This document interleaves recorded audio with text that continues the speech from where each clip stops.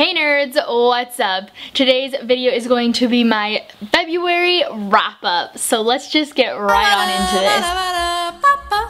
this. So I'm an idiot because I had almost all of these books out from the library and I literally went and took them back today before filming this. So you're gonna get a lot of pop-up photos because I'm dumb, and I should have kept them. What was I thinking? Anyway, let's get into this video. So I had 10 books on my TBR for the month for both Blackathon and for Contemporaryathon, and I ended up reading a total of 8 books. So I did really well in my opinion. One of the books that I didn't finish on my TBR, I did start and just, I wasn't in the mood to read. After Contemporaryathon ended, I didn't really read much. I read 5 adult books and 4 young adult books this month, which I am so happy with. I want more equal of young adult and adult because I've been finding that young adult, I need some more adult content sometimes, I guess. So I'm loving this half and half thing and hopefully I'll keep going on that road. I also read 1 nonfiction book. It was a memoir style story. I read 1 mystery / thriller, definitely more of a thriller. I read 3 sci-fis and 3 contemporaries. No fantasy this month, which is crazy for me. I love fantasy, but none of it was this month. I read 1 physical book and 2 graphic novels, which were also physical, but then I read 5 audiobooks. This month I started going back to school. My semester started up again, and so I haven't had a lot of time to just like sit down and read, but audiobooks have been living the best life because I have a lot of driving time to and from work, to and from school and such. So that has been a huge, great thing in my life. And then I also gave 1 3-star, 3 4 stars, and 4 5 stars. So I did have a really good reading month this month, and I read a total of 2,556 pages, which is not as high as January, but I will forgive myself because I still read 8 books. Like, I'm proud of that. Starting off with my 3-star book for the month, I started the month off with The Wife Between Us, and this book is the thriller. It's an adult thriller about its dual perspectives. You follow one woman who has been divorced and her husband is remarrying, and so you're watching her be in turmoil about that.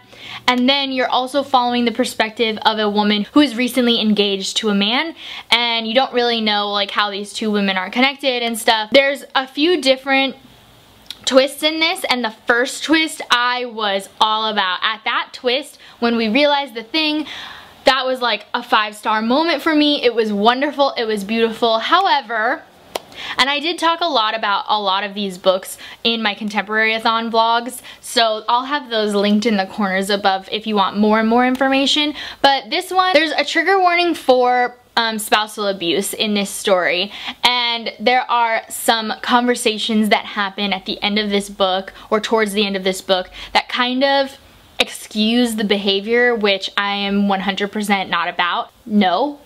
Not okay in my mind. Like, you don't get to excuse abuse. It doesn't matter what happened in your past. If you're an abuser, you're a piece of shit. Yeah, people can change, I do believe that, but it doesn't mean that you don't have to suffer the consequences for being an abuser. Like, oh yeah, it totally brought it down. Like, for that, it was a 2-star, 1-star book, but the beginning was such a good time that I landed in the middle. So the ending was really disappointing to me because of that. Next book I have here is a 4-star book, and it is Turtles All the Way Down by John Green. And this is a book about a girl who has OCD, and it's kind of like a coming of age, like recognizing your how to survive, kind of. I also won this book in a giveaway from Tiernan, which is amazing. I really liked the OCD rep of this story, and I did really like the characters in this story, but the plot was really where my problem laid and why it didn't get a full 5. All of the characters felt really fleshed out and felt really real, which is something that I struggle with when reading John Green, so I thought he did a really good job in this story doing that. However, the story is like this like mystery about the male main character's dad going missing, and just everything having to do with that, and some of the stuff regarding the love interest, the boy, and his family like being as rich as they are, and like some of the like just weird shit that was included in their family. It was just weird, like, and so over the top and unbelievable that it like really took me out of the story sometimes. And obviously there are people who are that filthy rich, but just like not very many, and so it was just kind of weird and it took me out of the story a little bit. So that's why I got a 4. But I really liked this book. I don't have OCD myself and I don't know anyone who has OCD, so I can't speak to the rep personally. I have heard very mixed things regarding the rep. Some people say it's like something that they felt really seen in, and some people have said that it didn't seem like that. So I can't speak to that myself. You would have to go look at some own voices reviews in that regard, but I really liked it. It was hard to read at times too. Okay, maybe I'm miscounting here, but I can only find one other 4-star book on my TBR, which is Saga Volume 8. All of the Saga volumes are amazing, and they kind of differ between 4 and 5 for me, and really what hits the 5-star mark is when something really like shocking or like crazy or intense happens throughout a volume. And number 8, I just didn't feel like there was a lot of really like decent, like staggering plot points that changed anything. Still good. The art's amazing as always. If you don't know what these books are about, the first volume follows a woman and a man who are from 2 warring planets, and they fall in love, and it's illegal, and then they have a baby which is also illegal, and so they go on the run to hide their child who is of mixed race. There's so much in these stories that just like whew. Volume 8 in particular has a lot of conversations about abortion in it, and I absolutely loved that.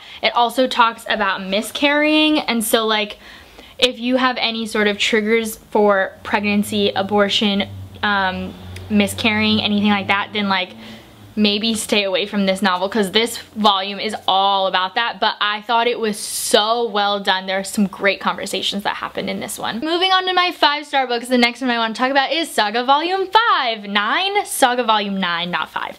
Saga Volume 9 is the last one that's going to come out for a while because Brian K. Vaughan and Fiona Staples are taking a break, and this book ended emotionally, and I'm not okay. I read it in the middle of the night and finished it and just was so shocked and like, ow. And that's all I can say, but it hurt a lot, and I am upset that we won't get anything new. My favorite quote from Volume 9 was, "It's a real gift for young people to be able to see the face of someone they've just hurt. In that moment, you learn whether or not you have what it takes to be a killer." And I freaking loved this scene, and it's not spoilery, but there's 2 young characters. The male character says something kind of mean to the girl, like, you know, you look silly with your wings or something like that, like just kind of making fun of her a little bit. And she says that you look silly without a mom because his mom has died. And then the visual, oh my god, I'm gonna choke up. The visual effect of watching him get hurt and then her feeling guilty and then that quote on top, oh my god, it was beautiful, and like, ow, it hurt, and then the ending was more painful. I have a lot of feelings! Okay, moving on to another book. I also read Well That Escalated Quickly by Francesca Ramsey. She is a YouTuber. She like kind of made this big break talking about like shit white people say to black people, and then from there went just through this journey, and now she's on MTV Decoded, and she talks about, you know, what it's like being black in America basically. And she also used to do like hair tutorials for black women on YouTube and stuff like that. So this book, it just kind of narrates like that experience of going from being a nobody to going viral on YouTube to not understanding what that means for her, and then to what it is today. And I really think that she talks a lot about like call out culture and the difference between call out and call in culture, and how call out culture can be really dangerous, and it's not necessarily useful for changing people's minds. And so she talks a lot about that in this book, and I just thought it was really poignant and beautiful, and also obviously insight into an experience that I have none within. Moving on to my next 5-star book has a very similar feeling to this, to that one, is An Absolutely Remarkable Thing by Hank Green. I think this is Hank Green's debut novel, and going into this I was a little bit nervous because I have iffy feelings about John Green and his writing, and so I love Hank Green on YouTube, and I was just nervous that this was gonna ruin him for me, but I freaking loved this book. It has just like a hint of sci-fi within it. It's about a girl who finds this like giant metal structure statue man in the middle of New York City, and she films a video and it goes viral the following day because not only did this one show up, but there were like 12 or something that showed up all over the world that same night. But overall, it's really about this girl who went from being a nobody to going viral on YouTube, and how she lives through becoming famous and like how she handles that. And woo, this book is good. That social commentary was just glorious. The sci-fi element was also fun and exciting and cute. But overall, this is really a very real story, and I just, oh my god, I think this is my favorite book of the month because it was that good. I also read, I think this is the one that this is wrong. I read American Street, and I have it written down that I gave it a 5 out of 5 stars, but I think this is more of a 4 out of 5 stars for me. It probably hits somewhere in the middle. This book is about a girl named Fabiola whose mother and her live in Haiti, and then her aunt and her aunt's 3 girls live in, I want to say Brooklyn, and her mom decide to go move in, but her mom gets stuck in with ice, and so she can't go. So she goes by herself, Fabiola does, and is living with these American teenagers, her cousins, and having to figure out how to live in Brooklyn.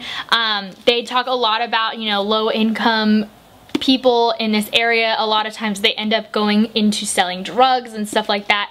And it was a well done conversation. However, I did not like a few different things in this book.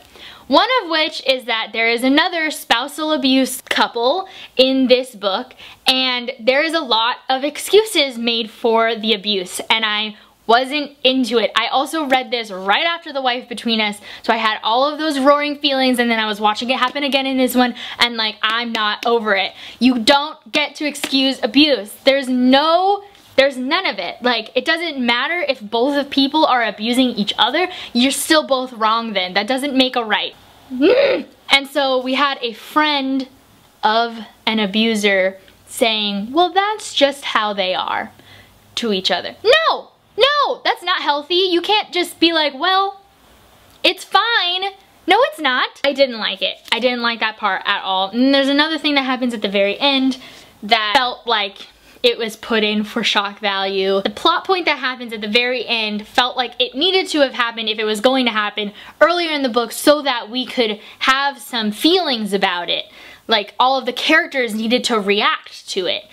And we didn't get any of that. It happens and then it's like over.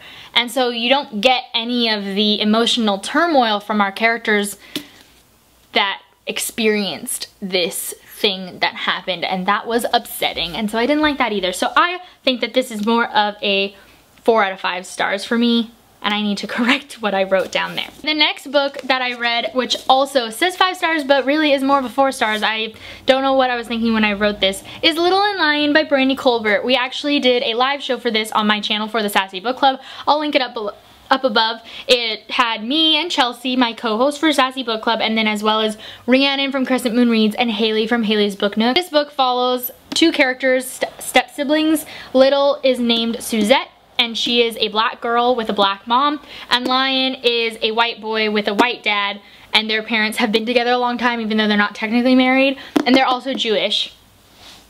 Lion is also, his name is Lionel. Lion is also bipolar, and Suzette is bisexual and trying to, you know, figure out how to come to terms with her sexuality. So you have that going on, you have the race thing going on, you also have the bipolar going on, and although it was great to see so much rep happening in the story, we also have a Latina love interest as well as a half black, half Korean love interest who also has hearing loss. He's hard of hearing from some disease that I can't remember the name of. There's all of this rep, and it's great that there's all of this rep. However, all of the rep, almost all of the rep had its downfalls. And it feels like the reason that there was downfalls to the rep was because Brandy Colbert wasn't able to give each representation she was trying to make big statements about enough time to do so. So for example, the thing that really bothered me is that our hard of hearing character has hearing aids. Awesome. There's a scene where he has his hearing aids in the pool and they mention that they're waterproof. There's no such thing as waterproof hearing aids. They don't exist. There's nothing out there yet that has that. There's no such thing. So no, like, do that small little research and then sure, have a conversation about the fact that he can't wear his hearing aids while they're having fun in the pool, or don't put it in a pool and have the conversation elsewhere so that you don't have to spend the time doing it. But like, not true. You can't wear them in the pool. But just like small things like that as an example where just there wasn't enough research done. Rhiannon during the live show also had an amazing discussion with us about the bipolar representation in this book and some of the issues she felt being bipolar herself. And so I would highly recommend that you guys go watch the live show for a lot of that conversation, because I don't have the tools in my tool shed to be able to explain greatly what she was talking about, but just, it was an amazing conversation and I highly recommend. I will say that the bisexual rep I really liked in general. There's a few things that like, they do kind of do the cheating trope, but it wasn't all about that, and I think overall there was a lot of good conversation regarding her coming to terms with her sexuality. So I would give this a 4 out of 5 stars, even though I wrote down 5. Sorry that this video is a mess and they're all out of order in my 1 through 5. The last book that I read this month was The Poet X by Elizabeth Acevedo. I listened to this on audio. I highly recommend the audiobook, and I also recommend slowing it down from whatever speed you normally listen on, and taking it down at least 1 notch, if not listening to it on full 1-point speed, because the poetry in this book, it's written in verse, is so beautiful. I started it on 2-point speed and I was struggling to like understand what was going on, so I slowed it down to 1.5, and I was able to, 1, grasp the concepts a lot better because I'm not used to reading in verse, but just also it was beautiful. I loved this story so much. I talked a lot about this book in my Contemporary-a-thon vlog as well, but I wanted to talk about 2 of my favorite quotes. Is 1, just because a father is present doesn't mean that he isn't absent. Love that. Just because a parent is there doesn't mean that they're really there for you. And then my other one was, Mom told me I'd have to pray extra hard so my body doesn't get me in trouble. And this book did such a beautiful job talking about how a lot of times girls grow up too fast, in that their bodies mature at a younger age, and so then they're assumed to not be little girls anymore and to be women too fast, and they get blamed for it, but like they can't control how their bodies look. So like, what? It's just, it baffles my mind that this is even something that happens, but it happens so often and it's so frustrating to me, and this book talked about it in such a poignant and beautiful way, and I really, really liked it. I really liked it. There's a lot in this book that I really enjoyed. It was amazing. This book or An Absolutely Remarkable Thing was my favorite book this month, and I don't know which one now thinking about it. Like, they were both so good. They were both beautiful and amazing. Those are all of the books that I read in March. Make sure to give this video a thumbs up if you enjoyed, and hit that subscribe button if you haven't already. What was your favorite book you read this month? Let me know in the comments down below, because if I haven't read it, I want to. I make videos every Thursday and Saturday, so I will see you guys very soon with a new one. Bye! I wish I could take